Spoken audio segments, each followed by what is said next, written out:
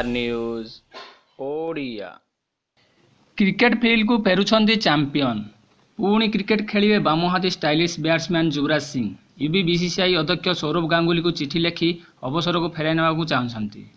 निज राज्य पंजाब तरफ पुणी मैदान को ओह्लाइବାକୁ से आग्रह प्रकाश करिसंती। एने से कहिसंती शुभमान गिल, अभिषेक शर्मा, प्रभासी मरन, अनमोल प्रतिंग भली किछि युव खेलाड़ीଙ୍କ सह मोहाली ग्राउंड रे किछि समय काटिले एवं यह तांको बेस आनंद देला। यह सह बहु दिन पर बैट धरी प्रथम बॉल खेलिबा भिन्न अनुभूति आनिथिला।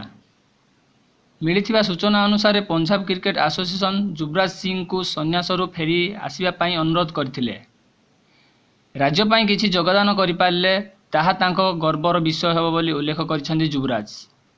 अनुमति मिलले से टी20 खेलिबे एवं परवर्ती निष्पत्ति नियाजिबो बोली सूचना मिलिछि। युवराज भारत पक्षरु 40 टी टेस्ट, 340 टी दिनकिया एवं ताहा सहित 58 टी टी20 मैच खेलिछंती। जणे दक्ष बॉलर सह चमत्कार फील्डर भावे मध्य से बेस परिचित।